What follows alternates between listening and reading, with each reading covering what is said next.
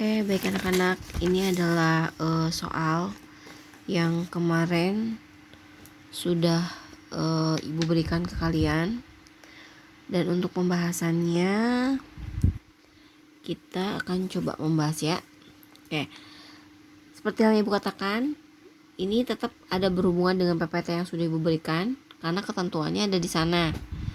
Ya. Oke, yang pertama yang harus kalian lakukan adalah tentukan dulu siapa aja ahli waris.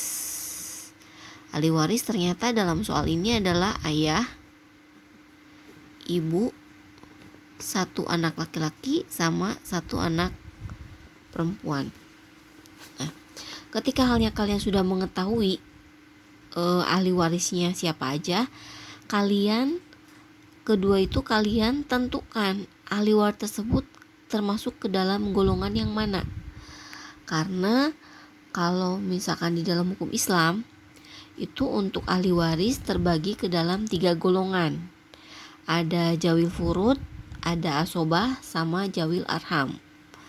Nah, kalau misalkan kita melihat di sini, berarti di sini ada jawil furud. Siapa dia? Itu adalah ayah dan ibu.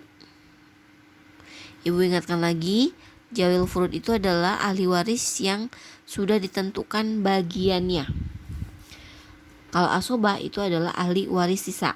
Kalau jawil arham itu adalah ahli waris selain jawil furud sama asobah. Nah, untuk asobah di sini ada anak laki-laki sama anak perempuan. Kenapa Bu anak perempuan termasuk ke dalam asobah? Iya, karena anak perempuan tersebut disertai atau berbarengan dengan anak laki-laki. Kalau misalkan ketentuannya di dalam hukum waris Islam, kalau misalkan ada anak perempuan dibarengi dengan anak laki-laki, maka bagiannya menjadi asobah, yaitu ahli waris sisa setelah pembagian dari jawil furud. Jadi kalau kalian mengenal ada istilah untuk anak perempuan setengah, terus 2/3 kalau lebih dari 2, itu adalah ketentuan dia sebagai jawil furud, bukan sebagai asobah. Kalau ketentuan dia sebagai asobah, bagiannya adalah 2/1, 2 anak laki-laki, 1 anak perempuan gitu. Oke, kita langsung hitung ya. Untuk ayah, di sini dia posisi sebagai jawil furud. Sebagai posisi jawil furud, ayah dan ibu itu adalah 1/3. Jika pewaris tidak meninggalkan keturunan. Dan di sini 1/6 jika pewaris meninggalkan keturunan. Nah, karena posisi di sini ayah dan ibu itu memiliki cucu, jadi si pewarisnya itu meninggalkan keturunan, maka posisi ayah dan ibu bagiannya adalah 1/6 dikali, langsung aja dikali banyaknya harta warisan. Ingat ya, dalam hukum waris Islam harta warisannya itu sudah bersih, sudah dikurangi biaya perawatan jenazah, sudah dikurangi wakaf dan lain sebagainya, utang piutang dan lain sebagainya ya. Nah, posisi di sini adalah 16.670.000. Kenapa Bu 70.000 bukannya 16.666.666? Ya, logikanya tidak mungkin sekarang ada nominal yang 66, jadi ibu buletin aja 16.670.000. Begitupun dengan bagian dari ibu. Bagian dari ibu sama. Oke, di sini kita jumlahkan dulu ini total semuanya. Ternyata total semuanya itu adalah, sebentar ibu hitung dulu ya. Total semuanya itu adalah Rp33.340.000. Nah, setelah itu kita kurangi dulu harta warisannya. Yang sebelumnya adalah 100 juta, kita kurangi 33.340.000 rupiah.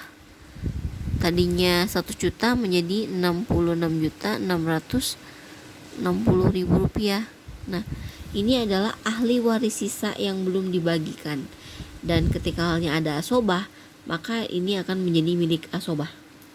Di sini kebetulan asobahnya adalah 1 anak laki-laki dan 1 anak perempuan. Untuk asobah anak laki-laki dan perempuan itu adalah 2:1. Berarti kalau ditotalin ini seperti ada 3 anak. Karena bagian anak laki-laki adalah bagian 2 anak perempuan. Jadi untuk 1 anak laki-laki berarti dia posisinya adalah 2/3. 2/3 dikali banyaknya ahli waris sisa. Kemudian untuk ahli waris perempuan adalah